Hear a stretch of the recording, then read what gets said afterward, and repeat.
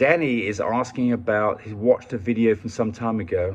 Did you get DNA done on these? We'd love to know their combinations. Well, yeah, we'd get DNA done on all our babies, but I mean, it's I don't know when that video was, probably years ago, so I couldn't tell you at this point. It looks to me like that's a lie, like looking at the picture, the thumbnail, but again, we always do DNA, and I recommend you do too, certainly.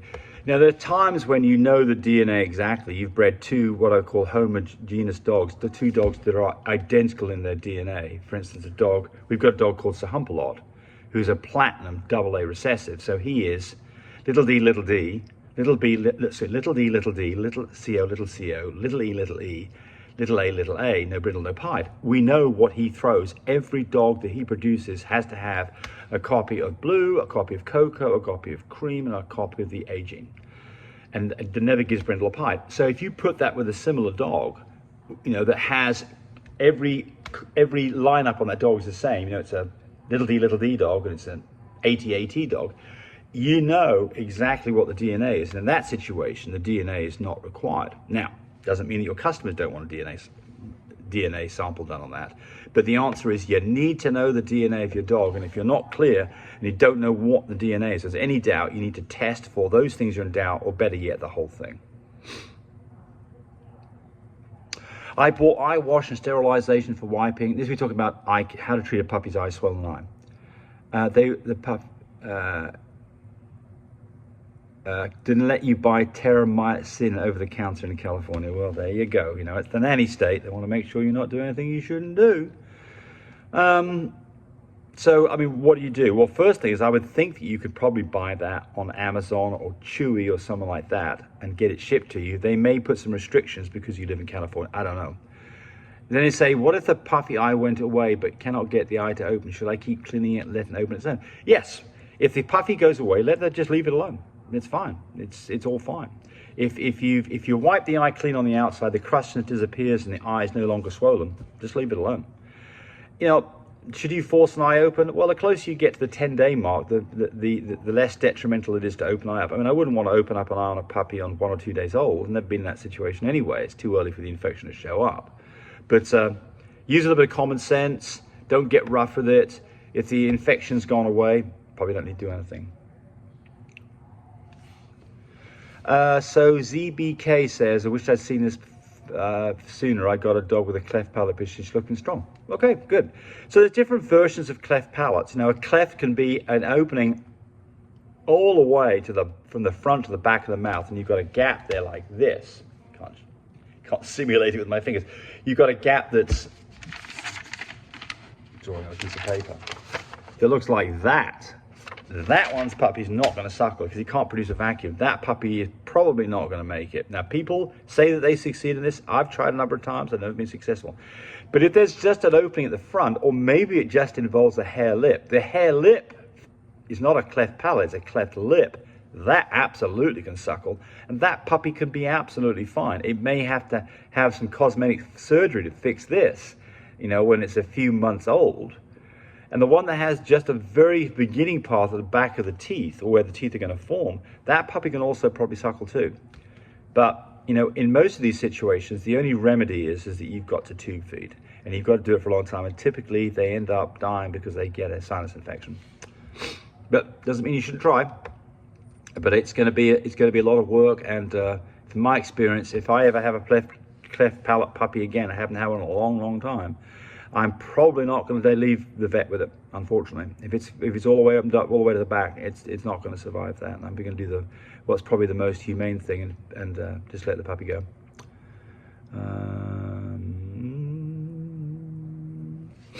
My female, this is C. Stanley, my female is in her second heat. We tested her progesterone from the first time on day 6 of her bleed. It was a 12. Okay, so that's very, very quick. So most dogs are bred between day 11 and 13. Most dogs at day 6 are probably about 3 days away from ovulation at a 5, and you expect that dog to have a reading of about 3. So you didn't say whether you're in the UK or the USA. I assume that you're in the USA because there's different, we've got to divide the UK numbers by 3, which would get you down to a 4, or actually about a 3.5. 3 That would be sensible. But look, The question is, do you think she had a silent heat before she started bleeding at day 6? I don't know. I mean, nobody knows, right? I mean, I would do this. I don't know whether you did or not. It's fine to breed the day after. On a 12, I'd have bred the next day, or I'd have bred that day and then 2 days later. And then, this is the important part, I would have tested her progesterone level again to make sure her progesterone level was well above 15, in the 20s. And then I'd know that the whole heat was okay.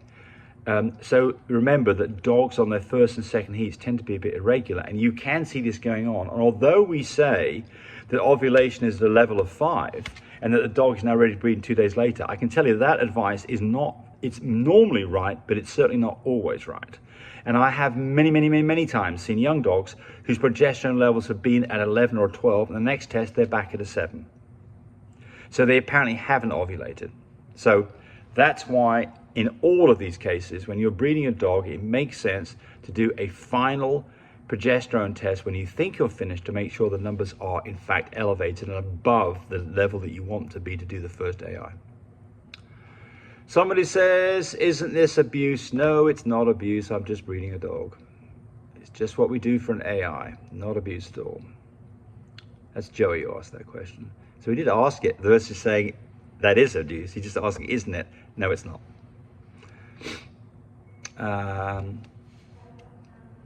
Donnelly Osborne said, we tested today at day 3 of bleeding. She was at a 1.2. We will retest in 2 days. I think you're a little early on that. For the first thing is, where would you expect a dog to be on day 3? Well, most of the time, the level sub 1 for the first 4 days, 5 days. Day 5 is about the point that the numbers are going above a 1. It's very slow for the first few days, and it's sub 1.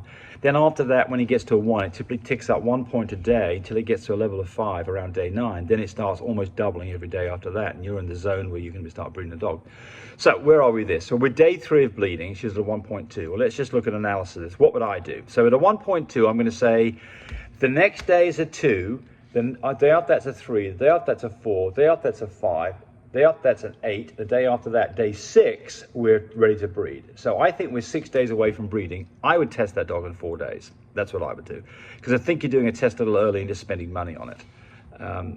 But, you know, maybe you've got a progesterone machine. If that's the case, it's not costing you very much. If you're going to the vet, then you've got the expense and the aggravation and exposing your dog to sick dogs. I would definitely wait till day 4. What is a typical weight for a 16-week-old female? Well, you don't tell us what kind of a dog it is, and the picture of your thumb shows me a lab there, so I don't know what you've got. And I don't know if I can even answer this in any sensible region. Typically, dogs are going to put on at least half an ounce a day. Frenchies typically are born something between 7 and 9 ounces in weight. So, you know, a week afterwards, you'd expect this dog to be something around, you know, pound and a half, I think is probably sensible. But again, I'd have to go keep track of dog to know whether that was even sensible. So not much use to you on that one, sorry. But let's say this thing. The important thing is this. The important thing is not necessarily what the weight is at 16 weeks old. Oh, 16 weeks old. Crap, sorry, I got that completely wrong. No, at 16 weeks old, the dog's probably going to weigh, so that's 4 months. I mean, the dog's probably going to weigh something between 3 and 5 pounds. So why would one be concerned about this? No reason at all. Look, it's like humans, you know, I'm a 195, 6-foot guy, you know. Other people are 300 pounds and 6'5", and at my age, and some guys are 5'5" and 130 pounds. So there's a lot of variation here. And I think the important thing is this a happy, healthy dog that looks normal? Is the dog eating properly, and is it not losing weight? And if all those things are true, it's not getting diarrhea, and you've been worming the dog when you should do, and you're giving it shots, don't worry about it. I like small dogs. I'm not so crazy about big, heavy dogs in Frenchies. Now, other breeds, it's completely different. Somebody enjoyed the video. Thank you. Zobab, hi, what age of heat cycle do you start breeding your females? Well, so my rule for me is the dog has to be at least a year old, which means that normally they're on their second heat. And I'd like a dog that is the majority of its full weight. So if it's a very small Frenchie, 15 pounds, probably want to wait longer. If it's a 22-pound Frenchie and it's over a year old and it's getting its next heat cycle, I'd probably breed on that heat cycle.